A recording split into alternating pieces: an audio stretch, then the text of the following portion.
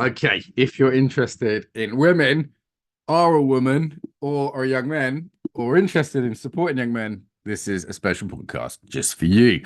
There's a couple of things going on that I wanted to make podcast listeners aware of, both of which I think you'll find interesting. So, first one, we have a Women Rising event. So, this is one of the free events we do. This one is especially for the ladies. So, I have always co-taught with female teachers. Well, not always actually, but mostly taught with female co-teachers, like for example, Christina on EFC, Karen on meditation, Patricia on our trauma courses, Alexandra Voskaya back in the day in EFC Moscow when I used to do that. Yeah, I've always enjoyed that. There's something about the balance of that. And also, there's just some issues I find I can't address very well. My experience doesn't really address it so well. Like, you guys know me. I'm not fucking super woke. I'm not politically correct, but I can acknowledge there are blind spots. There are things that, as a man, I'm just not going to get. Certain trauma stuff, for example, I've noticed that women just want to talk to women on certain mentoring stuff. There's a bunch, different perspectives on life. I've also really enjoyed nurturing up and coming young women in this space. The Usain Ukraine team, for example, were all young women. Many of my mentees, and to be honest, this is how it should be. In the 80% plus of the people in the embodiment space are women. If you go to a workshop, it's mostly women. I get quite a lot of guys, but not 50%, not anywhere. Depends on the country, but it's normally 70, 80% women. So it's a bit weird that like most of the leaders in the field or disproportionate number are men.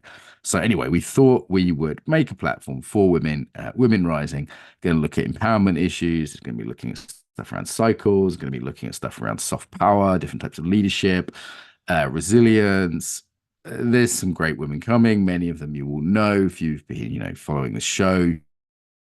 Some of the it's mostly sort of up and coming people. I didn't want to primarily didn't want to platform, the big baby boomer Americans, blah blah blah. Honestly, I'm a bit bored of them, to be honest. If I'm going to be honest, I want some fresh voices. So some European voices, some fresh voices. Women, not all of them young, but up and coming in many cases. So go to embodimentunlimited.com, or if you get our emails, you'll already be asked about that. And there'll be a seminar series, and there's a free event. There's always a free event, and it's coming up pretty soon. So jump on that. Okay, that's for the women. What about the men? Guys, oh man. So a year or two ago, one of my assistants started to notice, he said, you love working with young guys. Get the odd young guy come to my courses. Said, you love working with them. You just light up and you're really good at working with them. They really admire you and like you. And it was just easy working with young guys. I started to notice that, and I found this as a purpose coach. It's always good to notice what lights you up, what gives you that enthusiasm. The other thing that I've been super enthusiastic about over the last 3 years is lifting weights, is the gym. I think it's because I'm doing, complicated emotional work and trauma stuff in Ukraine, blah, blah, blah. And doing like the gym is just so simple, right? I've gone through this whole journey. Like I first lifted some pink plastic weights when I was like 17 years old, but then I discovered Aikido and then yoga and dance and on this whole journey. It's come right back to weightlifting. And that's been my main practice for the last 3 years. Since I've done it on and off over the last 30 years, but certainly the last 3 years has been the main thing I've been doing. And that kind of surprised me, because I've always been a bit snobby about it and like, oh, it's not really a somatic practice and people are narcissistic and who wants big muscles anyway.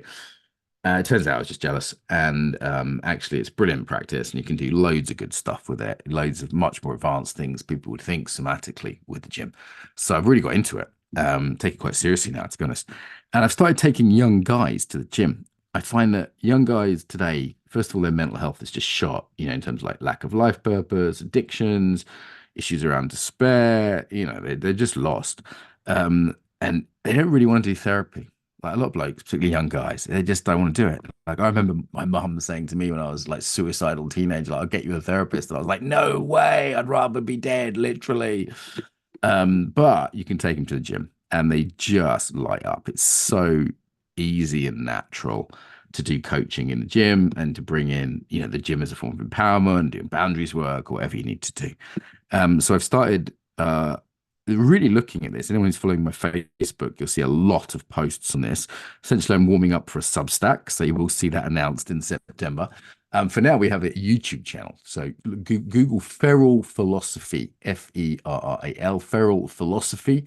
It's really sort of bringing back this depth of concept to the gym that the Greeks had, looking at the gym as a way to develop oneself, analogous to Aikido and Budo and the Japanese ethic of developing oneself.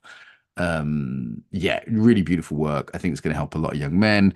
We've got a lot of audios on there, stuff that people can listen to. If they're young men in your life, do send them that way. Send them to the Feral Philosophy YouTube channel so they can have a look at that. And as I said, there's a Substack on the way if you want to be a bit more sort of learned, kind of more written word about it. So look out for that.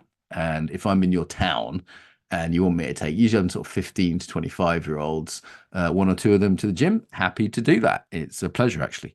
So yeah, something for the guys too. Older men, sorry, no one loves you. Ain't that the sad truth? But yeah, so we've got the event for women, Women's Rising. So one to help the up and coming female teachers, and one for young guys. So I know someone will complain and say we're not doing things for dyslexic hamsters or something. I get it. There's lots of different kinds of people out there, but I can't help everyone. And I think these two initiatives are just really positive things. So yeah, get in touch if you want to know more about those. And as I said, Feral Philosophy is just on YouTube and on my personal Facebook for now, not for the easily offended, by the way, my personal Facebook. I only go there if you don't mind seeing my sort of raw, uncensored thoughts. Only things that get Instagram's good. People love the 1 minute videos and stuff on Instagram, the 1 minute coaching, but it has to get through my official censor to get to Instagram. Whereas Facebook, I have my own control. I can do it myself like a big boy. So yeah, Facebook is where you'll find those, and YouTube. And then for the Women Rising, go have a look at embodimentunlimited.com. It's a free event followed by a series of webinars. Okay, thanks for listening, by the way. Like genuinely, thanks for listening.